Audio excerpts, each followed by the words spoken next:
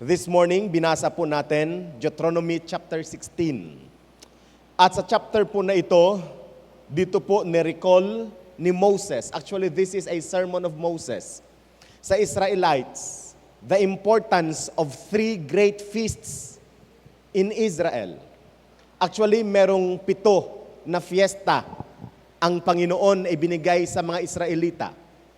And out of these 7 feasts, ay meron pong 3 napakahalaga that even God commanded the Israelites to gather to a place where God has appointed them to gather. Ngayon po, marami pang mga dagdag na piyesta ang Israel, kagaya ng Hanukkah, the Feast of Lights, kagaya din ng Purim, to celebrate the deliverance of Israel from the hands of Haman, yung sa kwento po ni Queen Esther. So, but those feasts are not instituted by God. They are human institutions. Pero yung 7 feasts of Israel, biblical feasts, are commanded by God to be observed by His people. And out of these 7 feasts, meron pong ibinigay ang Panginoon na 3 where it has primary importance. Kaya nga tinawag siyang 3 great feasts of Israel. Sa atin pong binasa, verses 1 to 8 ng chapter 16 ng Deuteronomy, dyan po ang utos ng Panginoon patungkol po sa feast of the Passover. Sa verses 9 hanggang 12, dyan po natin mababasa ang feast of the weeks or feast of the harvest. Or sa New Testament, ang tawag dyan ay Pentecostes. The Pentecost.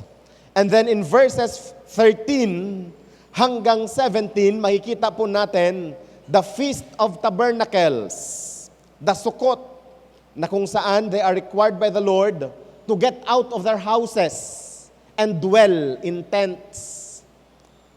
Titingnan po natin ang mga major feasts na yan as we continue also to prepare ourselves for the upcoming Thanksgiving celebration this coming Sunday. Pwede ang pakisabi sa iyong katabi, excited ka ba, kapatid? Aha. Of course, the mother of all feasts of Israel is none other than the Sabbath. Yan ang nanay ng lahat ng mga festivals ng Israel. The Sabbath. This is the day of rest. In every 7 days in a week, there must be a feast, and that is known as the Sabbath feast.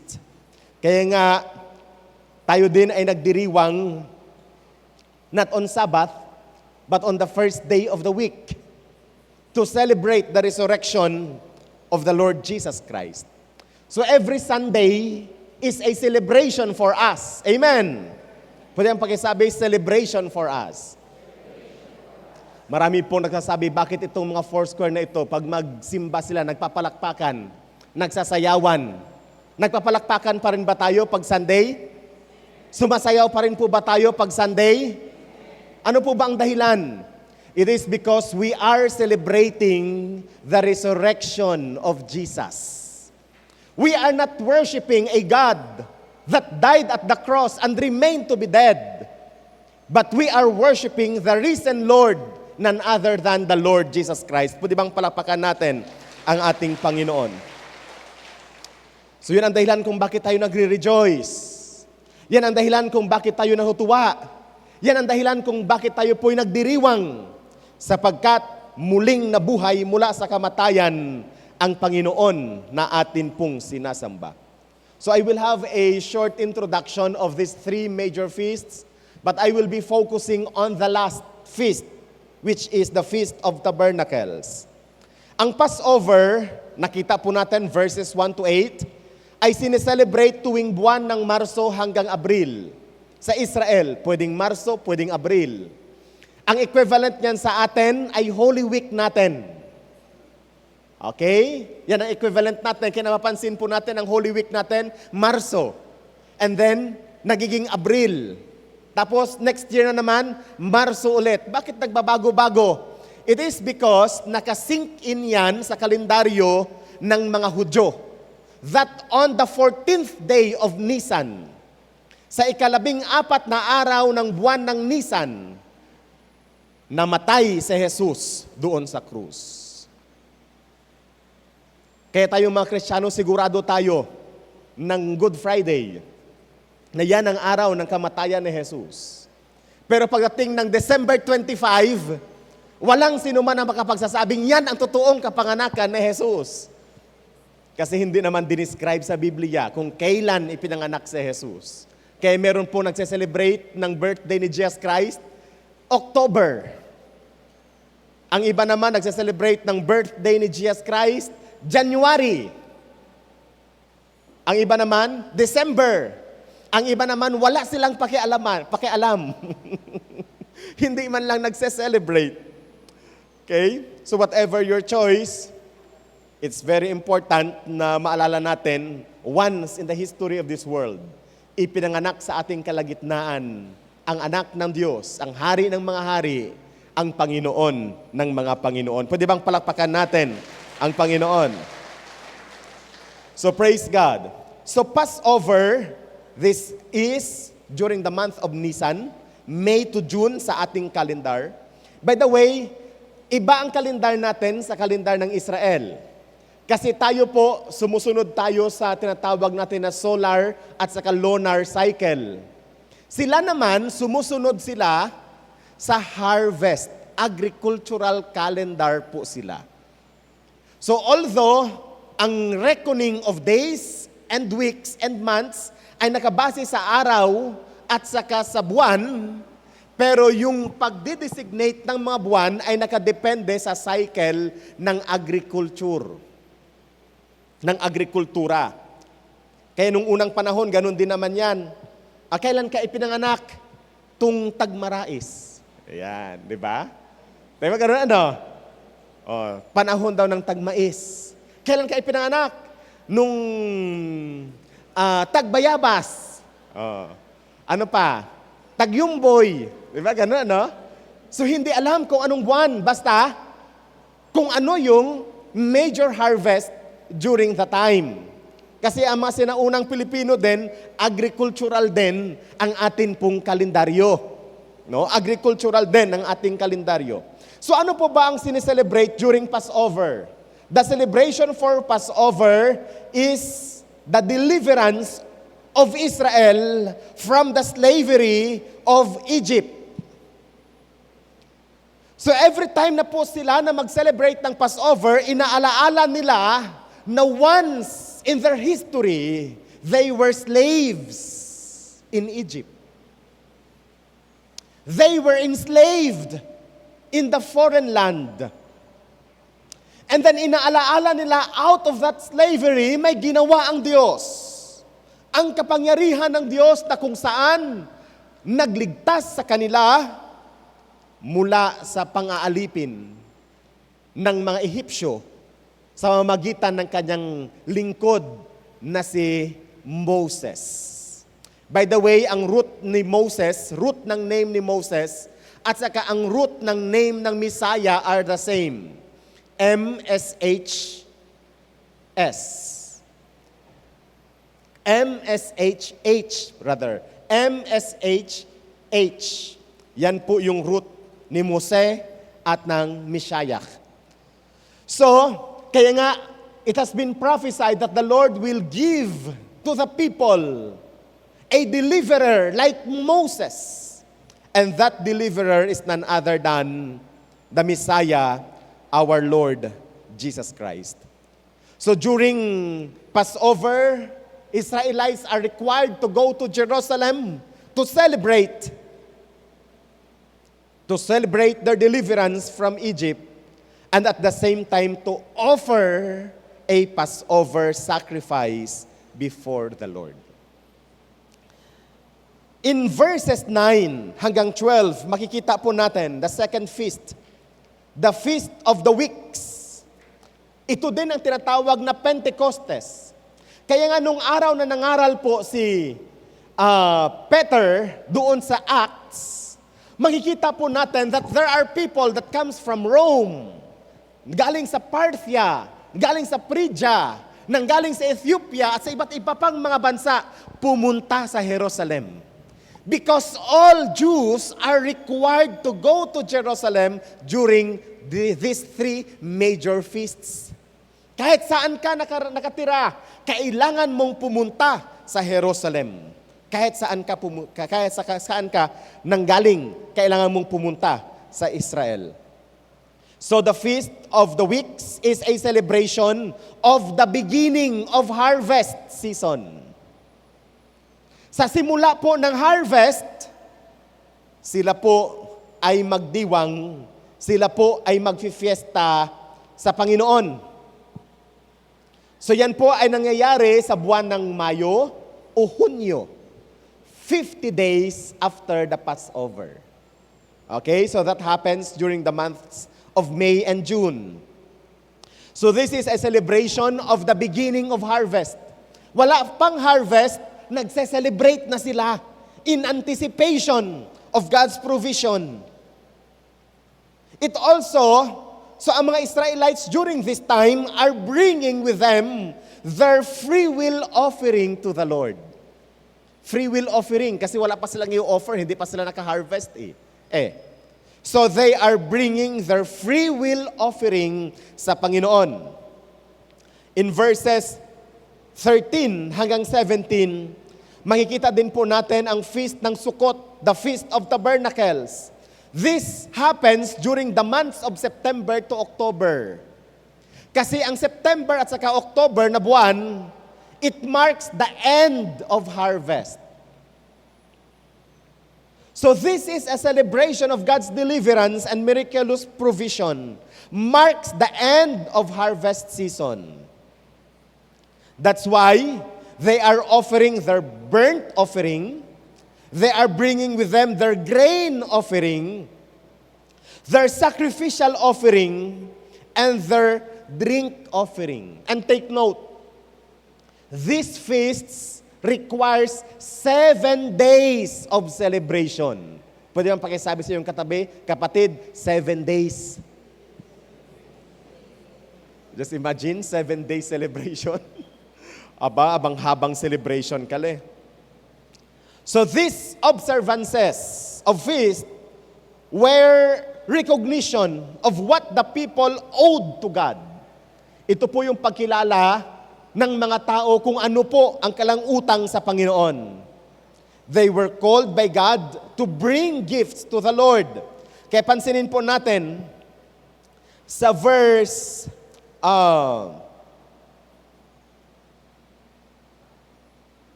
17 ng atin pong bersikulo. Tingnan po natin. Each of you must bring a gift in proportion to the way the Lord your God has blessed you. Each of you must bring a gift in proportion to the way the Lord your God has blessed you. Sa verse 16, pakitingnan po sa inyong mga Bible, ito po ang instruction ng Panginoon. Sa verse 16, 3 times a year, all your men must appear before the Lord your God at the place He will choose, at the festival of the unleavened bread, the festival of weeks, and the festival of tabernacles. Ano pong sabi sa last part? No one should appear before the Lord empty-handed. Verse 16. Ano ang instruction ng Panginoon?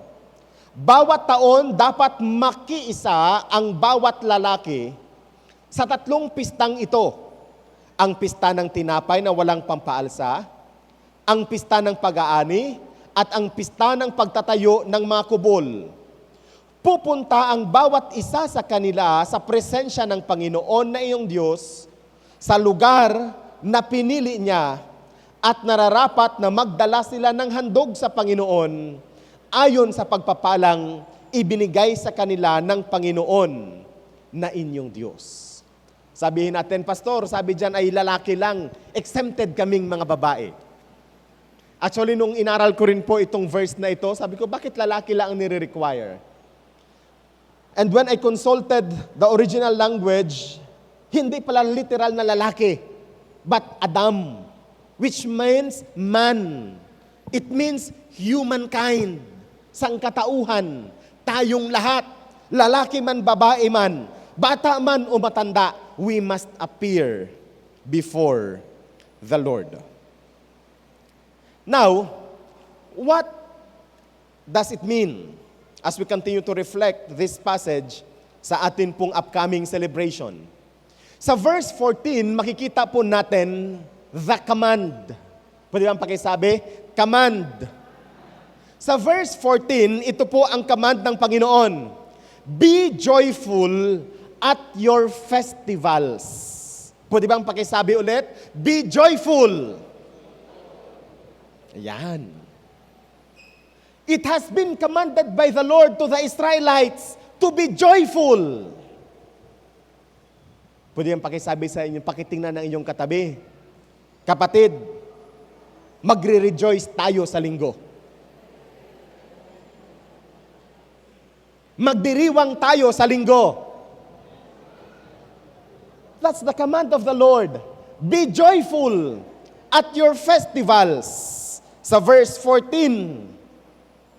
So iwasan po natin ang magkunot ng noo, Sister Helen. Iwasan po natin ang magreklamo. Iwasan po natin ang magmurmur. Because the Lord has commanded us to be joyful. Nagiging pagpapala ang celebration if we are joyful. Di ba kahit sa ating pagbibigay, nagiging pagpapala ang ating pagbibigay kung tayo ay joyful? Amen? God loves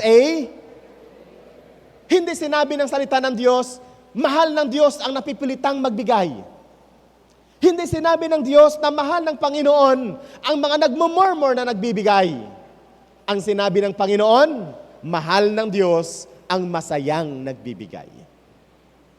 So if you want to really experience the blessings and favor of God, be joyful at your festivals. So sino-sino po ba ang mag-rejoice sa mga festivals na ito? Tingnan po natin. The first thing or the first group of people who will be rejoicing in these festivals are our household. Ano ang sabi dyan? You, your sons and daughters, your male and female servants. Sino ang magre-rejoice? Ang pamilya natin. So ini-encourage po natin sa bawat isa ngayong darating na Thanksgiving, dalhin ang pamilya. Amen! Amen! Kaya nga hindi na po tayo magpa-cater ngayon para wala ng dahilan. Para tayo ay abang mahay kaya, kasi kaya dalawa lang kami ang attend. Hindi na rin po tayo nagpa-group, nag-contribution. Pwede po per family magdala ng inyo pong pagkain. Whatever food na meron po sa iyong tahanan, bring it sa tahanan ng ating Panginoon and we will rejoice together. Amen! So kung wala pa po kayong kagrupo, kung wala pa po kayong kasama, magtanong-tanong na sa iyong katabi. Pwede mong pakitanong sa iyong katabi, kapatid, sino ang kagrupo mo? Sige, tanong niyo po yung katabi ninyo. Kung wala pa pong kagrupo ng inyong katabi, pwede bang ikagonsida, siringga sa idanak, nunot yang isa mo?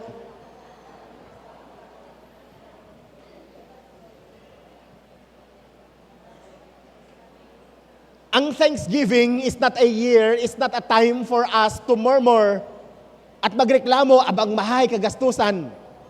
Thanksgiving is the time where we are gathering together to thank God and to rejoice in God's provision. Pwede bang palakpakan natin ang Panginoon? Hallelujah! So first, bring with you your household.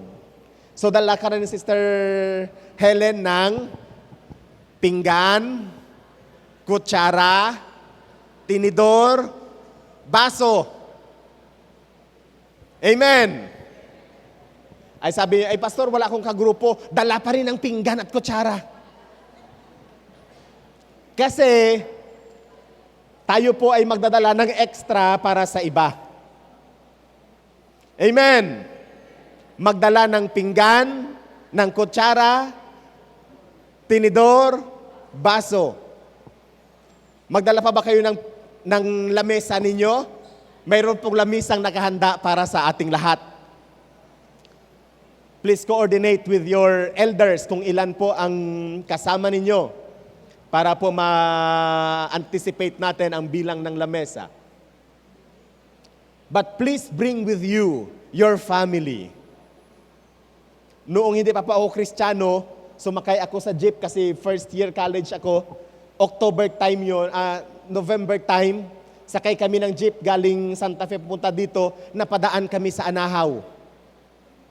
Thanksgiving sa Anahaw. Abang ramong tao, nagkakaunan, nagkumakain sila. Sabi nung mga tao, ano yung sa simbahan na yan? Ay mga Foursquare yan. Kasi ang mga Foursquare, hindi yan nagapiesta sa santo. Pero pag mag-Thanksgiving sila, sobra pa sa fiesta. Bakit? Kasi hindi naman patay na si Maria ang ating sineselebrate o patay na si Pedro ang ating sineselebrate. Sino ang sineselebrate natin? Ang buhay na Kristo. Pwede bang palakpakan natin ang Panginoon? Hallelujah. So, we will be rejoicing with our household. Ikalawa, sa group of people na yan, sa verse 14 na atin pong binabasa, hindi lamang yung ating family, no? Kasama din po natin ang ating pong spiritual family. Nakalagay dyan specifically yung mga Levites, yung mga nagsiserve sa temple, yung nagsiserve sa altar ng Panginoon. Our spiritual family. Kaya po, hindi sabihin natin na, Pastor, pwede ba mag-Thanksgiving kami sa bahay lang namin? Hindi. Dalhin sa bahay-sambahan ng Panginoon so that we will be rejoicing with our spiritual family. Amen. Ay kahuhuda kasi, Pastor. Ako ang amo, pwedeng mahanra yang ay paig. Adi, balitan natin, gawin nating egg pie. Paig ragyaha po, ito pa yung baliktar. Ano? Eh kasi pastor, yung bigas namin ay kulay pula. Ay aba, bang ramo magapila sa imo, pag magraykat bugas nakpula, nakano nakpula sa Domingo. Dahil maraming mga kapatid natin ang health conscious. No? So, kahit ano po ang iyong dadalhin, gusto nyo pong magdala ng langka na ginataan? Ay napakasarap. Kung gusto nyo pong magdala ng bislar, ay napakasarap. Ihalo na to sa ginataang langka. Ay, pero kung magata kamot langka, buko yan katong tag 10 piso sa itong karamo ra para may ma-share ra kita sa ato household. Amen. Amen. Naging ano tawag dito? Naging consumeristic po tayo nang iniisip natin in order for us to rejoice ay kailangan mong gumastos ng pagkalaki-laki. Na actually, ang nire-require lang naman ng Panginoon sa atin, ang sabi dyan, proportion ng pagpapala ng Diyos sa inyo. Balikan natin. Dito po sa verse 17 ng chapter 16, ano po ang dadalhin natin? In proportion, the Lord has blessed you. Sa Tagalog, sa aking translation, ayon sa pagpapalang ibinigay sa iyo ng Panginoon. So kung ikaw ay kag-imo hanap buhay ay nagtatanom it gayabon, ano kang imo rayon sa Ginoo? Gayabon ra. Ay asing maraya ka it lechon. Eh kasi yun ang blessing sa iyo ng Lord. Ay pero kung gusto mong magraya at lechon, ay arat problema. Lechong ni dog. Abang lasa kag lechong ni dog, Brother Mel. Ha? Di ba abang lasa, no? Kag ihaw-ihaw nak ni dog. Ya katsuya, ay, abang lasa kinang litsong ni dog. Pero kung gusto nga doon mo magraya at litsyon nak baboy, litsyon nak baka, litsyon nak kambing, litsyon nak manok, ano pa? Litsyon nak pato, ayan. Ay, pwede nyo pong dalhin. Kaya pag uwi nyo sa bahay nyo mamaya, ano kaya ang aking ihahanda pag uwi sa Sunday? Magmuyat-muyat, anay. Magpangliklik, anay, puno, ano to? Kawayan. Baka may makita ra to. O magtingin po na ng puno ng langka, o puno ng kamansi, o puno ng tawan. Ay abang lasa katong ginatang tawan. So, ang atin pong ibibigay in proportion sa blessings ng Panginoon sa atin. Kasi minsan naisip natin, ay kahuhuda ra. Asing mahuda kita, ikato kag blessing it Ginoo. Amen. Huwag po tayong mahiya. Kung ano ang pwede nating i-offer sa Panginoon, offer it to the Lord. Naalala ninyo ang Panginoon? Doon sa temple, tumayo siya sa may offering box banda. Maraming mga tao nagbigay ng mga offering. Nagbigay ng mga offering. Pero may napansin ang Panginoon at may tumatak sa isipan ng Panginoon. Ano yung napansin ng Panginoon sa nagbigay ng offering? Sino? Yung nagbigay ng 1,000,000? Yung nagbigay ng bugkos-bugkos na pera? Ano po ang napansin ng Panginoon? Yung widow. Ano pong sinabi ng Panginoon sa widow? Aroy ra, kaluluoy ra kaling kabade, abang hirap ra kali. Asin nagtaupat offering kali? Yun ba ang sinabi ng Panginoon? Anong sabi ng Panginoon? Tingnan nyo itong babaeng ito. Out of her poverty, he gave everything to the Lord. Gustong sabihin, nakikita ng Panginoon ang atin pong ibinibigay in proportion of what we have. We do not impress God with the costly things that we offer to Him. But we impress God, we please God with what we have. Kung ano ang meron po tayo. So kung ikaw ay manugpanihi, kalasara mag-offer sa Ginoo at sikar-sikar.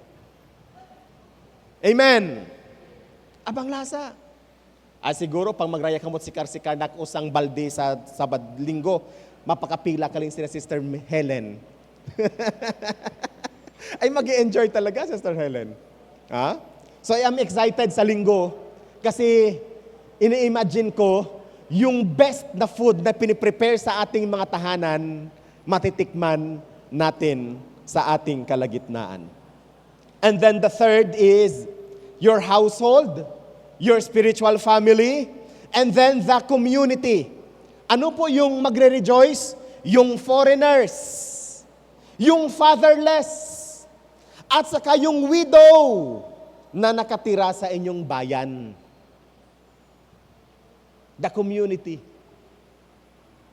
Kaya nga ang instruction po natin sa ating mga kapatid, pag magdala po kayo ng pagkain sa linggo, dagdagan para may ma-share tayo sa iba. Amen. Dagdagan po natin para may ma-share po tayo sa iba. This command of the Lord is given before He pronounced the promise. So it means that the promise that we will be studying na atin pong ma-discover ngayon sa verse 15 is a conditional promise. Ano yung condition na yon? Be joyful of your festivals. Now, what is the promise? Verse 15, ang promise, pwede bang basahin natin lahat? Go! For the Lord your God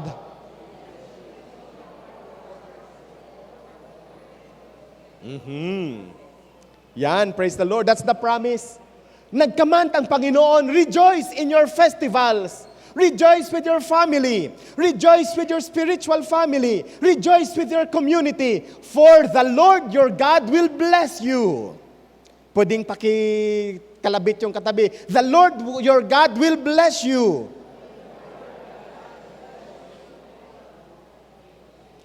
Ano ang ibibless ng Panginoon sa atin? Your harvest and the works of our hands. If you rejoice in the celebration, if you are joyful of your festivals, ang promise ng Panginoon, He will bless you in all your harvest. He will bless you in all your harvest. May mga tao na pag tumanggap ng paycheck ba? Payslip niya ngay. Payslip. Sa halip na mag-rejoice ay nagpapangagawit uyo. Kasi hindi, kuyang pakaling pambadar it. Sa halip na mag-rejoice, Sister Gemma, at least may pangbadar, ay kung waya kat mabaton tung linggo na yon, ay di kung hari-hariin ka magpagto para magpangutang, hindi ba? Pero kung may natanggap ka sa iyong payslip, 1,500 mula sa salary na 25,000, ang nabato niya mo ay 1,500. Aba? Rejoice pa rin. It is because at least meron kang 1,500. Amen. Ay kung magpakapasapot ka, high blood doon ka, sobra pa sa 1,500 ka to. Mahahangit ka. Tapos pagpauli nimo sa imong bayay, ing mura pa nimo tong imong asawa, dahil ba init ka imo uyo, 1,500 yang ka imong nabaton. Ing mura nimo tong imong mga anak, dahil 1,500 yang ka imong nabaton. Anong nangyari? Lumayo na ang loob sa iyo ng asawa mo, lumayo na ang loob sa iyo ng anak mo, dahil sa 1,500 na sa halip ng nag-rejoice ka ay nagpasapot ka. Kaya ang instruction ng Panginoon, rejoice. Kasi ibibless ka ng Panginoon. It is still a blessing. And if we have this kind of attitude of rejoicing before the Lord, unti-unti nakikita mo, gumagaan ang buhay. Pag matututo po tayong mag-rejoice, at hindi po maghanap ng maraming mga bagay, unti-unti nararamdaman mo, gumagaan ang buhay. Sapagkat ang nais ng Diyos, pagainin ang buhay natin. Amen. Ang nais ng Panginoon, pagaanin ang buhay natin. Pagbato ni mo't imo, payslip na 1,500 ay, kay imo masiling ay, Lord, thank you. You are my provider. I rejoice before you. Ay hindi ba? Pag-uwi mo sa bahay, may raya-raya kang usang supot na aglipay, ibang sadyay itong imo pamilya. Abang sadyay ninro. So lalong gumagaan ang buhay. Lalong gumagaan ang pakikisama. So, the promise of the Lord is He will bless you in all your harvest. Pag ipinagdidiwang mo ang pagpapala ng Diyos, pag ipinagpapasalamat natin ang pagpapala ng Diyos, pag ipinagbubunyi natin ang katapatan ng Diyos, pagpapalain naman ng Panginoon ang atin pong mga harvest. Pagpapalain ng ating Panginoon ang gawa ng ating mga kamay. That's the promise. That's the promise. And then lastly, the manner. The manner. Paano po ba tayo mag-feast? Paano po ba tayo magdiwang? Paano po ba tayo maging joyful sa mga pagpapala ng Panginoon? Sa verse 16, the manner is, tingnan po natin, pakibasa sa lahat, no one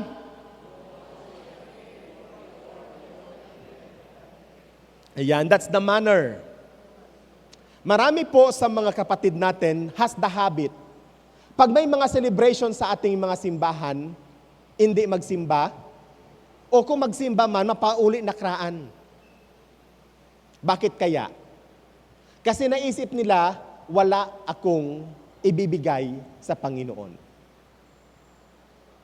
Wala akong ibibigay sa Panginoon.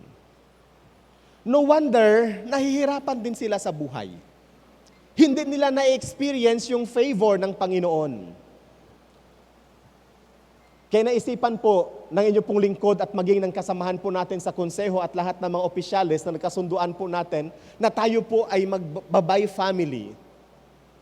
para kung ano po ang atin pong ihanda sa ating mga tahanan, ano po ang atin pong kayang ipiprepare, makapag-prepare po tayo at makapag-share po tayo sa iba. The instruction of the Lord in every celebrations, no one should appear before the Lord empty-handed. Kanina binanggit ko, pag Passover, sila po ay nag-o-offer ng Passover lamb, Passover sacrifice. Pag sila po ay sa panahon naman ng Feast of the Weeks, ng kalapong Pentecost, free will offering ang binibigay sa Panginoon. Sa Sukkot naman, o sa Feast of Tabernacles, they are offering burnt offering, grain offering, their sacrifices, and their drink offering. Kasi, ang Sukkot po, o yung Feast of Tabernacles, ito po ang panahon na kanila pong binibless ang Panginoon sa 7 major crops na meron sila. Ano itong 7 major crops? Grapes, figs, pomegranates, olives, honey, wheat, and barley. Kaya nagdadala sila ng grain offering. May mga kapatid po tayo na may mga hanap buhay sa sakahan, ang kalapong dinadala ay palay. That's grain offering. Ang iba naman, nagdadala po ng mga drink offering. Ang iba nagdadala ng mga fruits. Pero yung mga fruits naman, yun naman dapat ang hanap buhay ninyo. Huwag niyong bilhin sa tindahan at dalhin dito sa simbahan. Hindi po decoration ang mga fruits. Yan po ay offering. No? So kung ano po yung tinanim ninyo, o kung ang negosyo talaga ninyo ay nagbebenta ng mga prutas, pwede yon. Pero kung pupunta ka sa tindahan, bibili ka ng prutas, dalhin sa simbahan, hindi po yun ang tama na practice. Okay? So, kung ang negosyo ninyo, ang hanap buhay ninyo ay niyog, magdala ng butong. Magdala ng niyog, pang-offer sa Panginoon. They are celebrating their crops, grapes, figs, pomegranate, olives, honey, wheat, and barley. Kung ang hanap buhay ninyo ay mais, magdala ng mais sa Panginoon. Kung peanuts naman, magdala ng peanuts sa Panginoon. Basta ang sabi ng Panginoon, no one should appear before the Lord empty-handed. Sa Facebook, noong mga nakaraang buwan, nagsumikat yung isang simbahan ng Foursquare. Alam niyo kung bakit? Sa Thanksgiving nila, Brother Ron, lahat ng mga miyembro may daladalang baboy. Nakita niyo yon?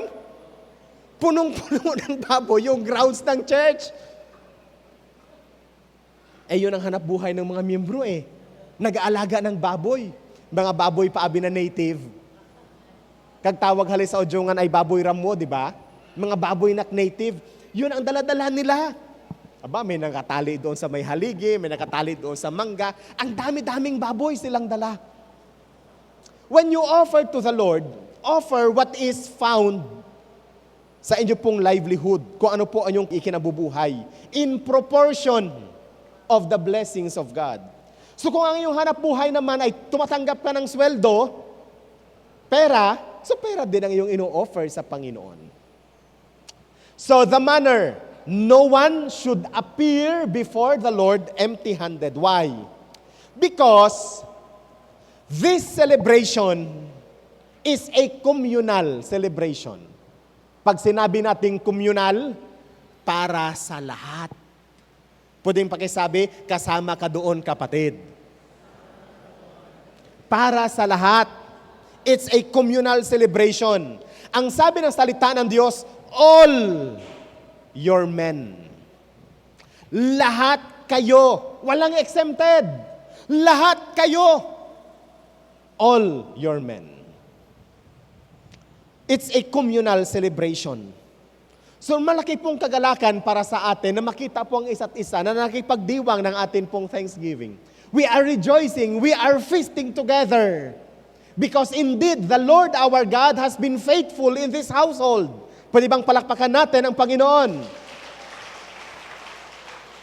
Ang Diyos na Panginoon natin, tapat sa ating tahanan, tapat sa ating simbahan, tapat sa ating community. Mabuti ang Diyos. Amen!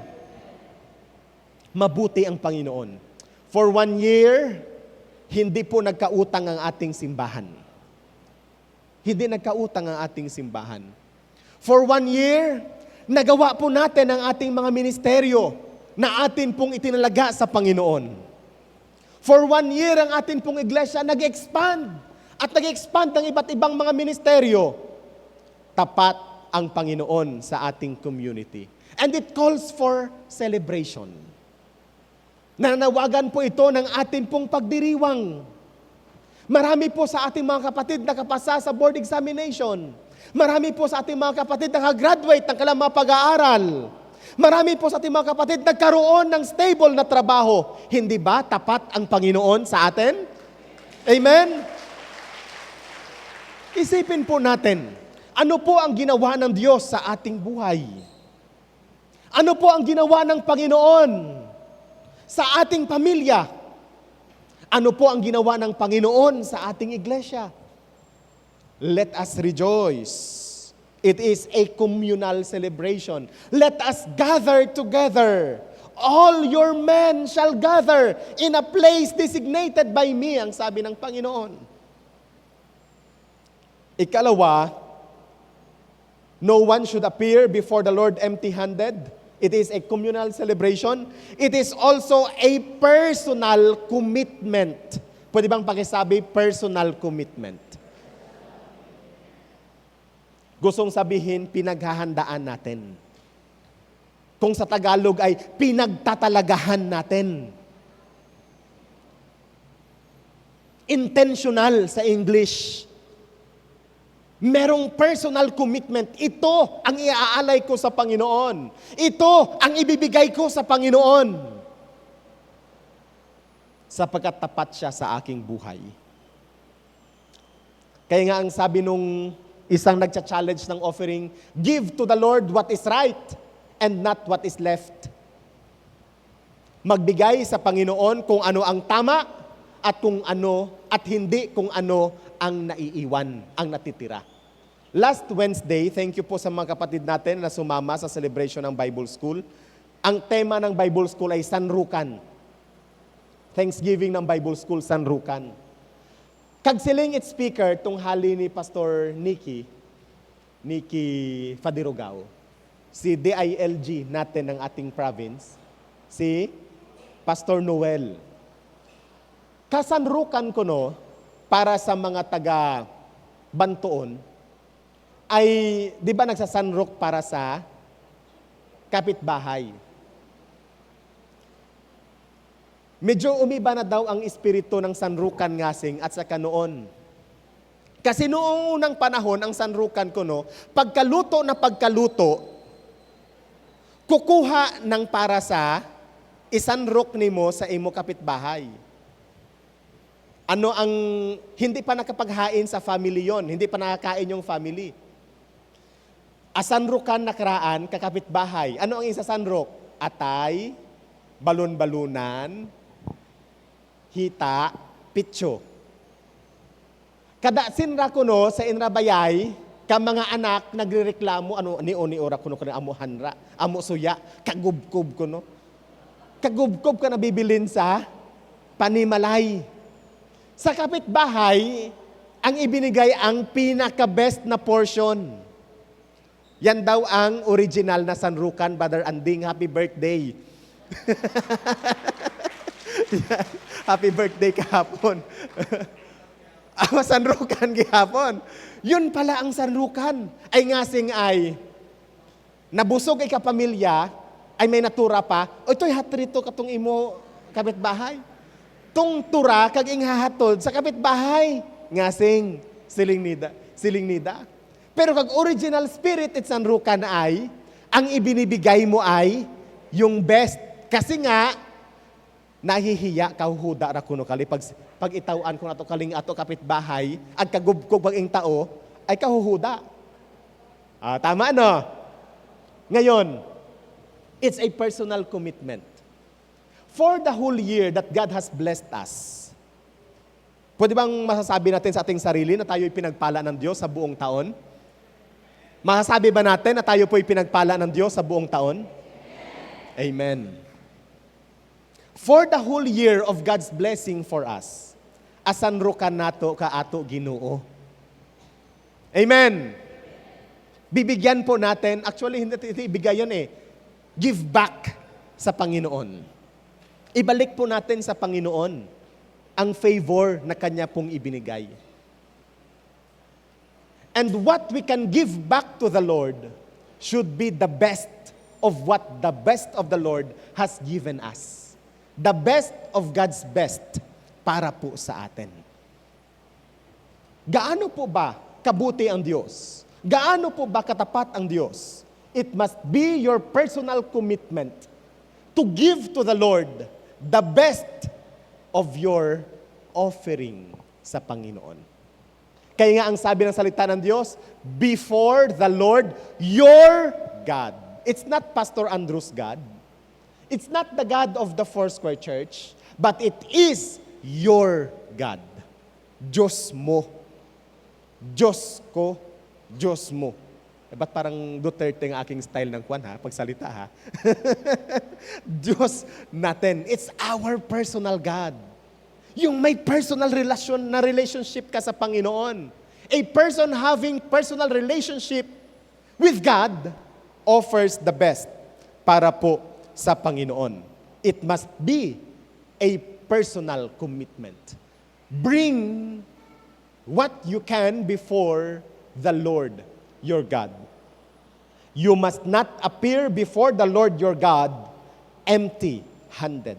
And then lastly, kung bakit po tayo nagbibigay sa Panginoon, it is a divine appointment.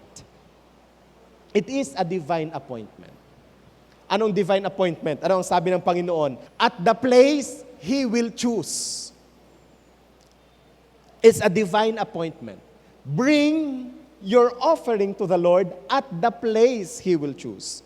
At tayo po sa Ojongan Foursquare Gospel Church, since 1949 hanggang ngayon, this is the place where we recognize na atin pong nai-encounter ang Panginoon. Amen. Ito po yung place na atin pong dinedicate sa Panginoon. Inihandog sa Panginoon.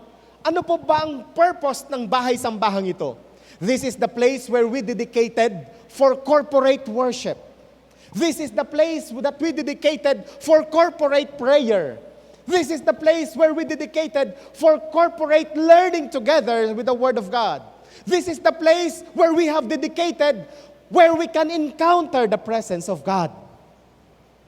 So, it is a divine appointment that in this place, we will bring our offering. Nung nakaraan, inisip natin na magkaroon tayo ng ibang venue for our Thanksgiving. But the Lord has blocked every doors, every way, para tayo po'y makapag-celebrate ng Thanksgiving sa ibang lugar. And I am rebuked by this message this morning. Kasi ang Ojongan Foursquare Church, ang building na ito yung ating pinagkaisahan. Pinagkaisahan natin na itinalaga para sa pagsamba at pagpupuri sa Panginoon. So bakit tayo magse-celebrate sa ibang lugar? Samantalang ito ang ating pinagkaisahang pagtalagahan ng ating pagsamba at paglilingkod. So as we continue to celebrate our Thanksgiving, let us meet at this place where we have appointed, together with God's blessings and favor, na sama-sama po nating ialay ang ating pagpupuri, ang ating pagsamba. So sa araw ng linggo, at maging araw-araw, anticipate for God's blessings and favor, for His promises as we continue to rejoice for the goodness and faithfulness ng ating Panginoon para po sa ating buhay at para po sa ating iglesia. Pwede bang palakpakan natin ang Panginoon? So this morning, atin pong nire-reflect ang atin pong upcoming celebration of Thanksgiving. In the Bible, there is a command coming from the Lord. Be joyful at your festivals. Huwag nating kalimutan. Sa next Sunday, Thanksgiving tayo. walang magreklamo, lahat magsasaya. Amen! Ang mga Israelita nagreklamo, kinain ng lupa. Ang Israelita nagreklamo, hindi nakapasok sa promised land. Kaya, very specific ang command ng Panginoon, be joyful at your festivals. Nang sa gayon, matanggap natin ang ikalawang sinabi ng Panginoon, for the Lord your God will bless you in all your harvest and in all the works of your hands. Nawa matanggap natin ang pangakong ito ng Panginoon. Pagpalain ng Diyos ang ating mga pananim, pagpalain ng Diyos ang ating mga hanapbuhay, pagpalain ng Diyos ang ating mga alagang hayop, sapagkat una't higit sa lahat, tayo po ay nag-rejoice sa Panginoon.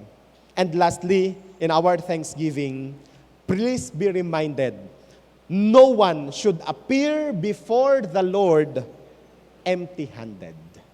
Magdala ng hain sa Panginoon. It's once in a year celebration. Once in a year celebration of rejoicing together as a family, of rejoicing together as a community, as a body of Christ.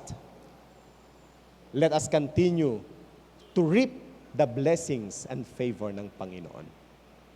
At isa po sa napansin ko sa bawat festivals na meron po ang Israel, ang Biblia, there is always an element of exhortation na hindi lamang kayo ang pagpalain ng Diyos, kundi maging ang community ay pagpapalain din ng Panginoon kung tama ang atin pong celebration, kung tama ang ating ginagawa sa harapan ng Panginoon. I do believe that each and every one of us have been blessed by the Lord at patuloy na pinagpapala ng Panginoon. Let us come together to worship God sa atin pong upcoming Thanksgiving celebration at sa bawat gathering na meron po tayo. Let us bless the Lord, let us rejoice, and let us thank Him for everything that He has done. Magandang umaga, pagpalain tayo ng Panginoon.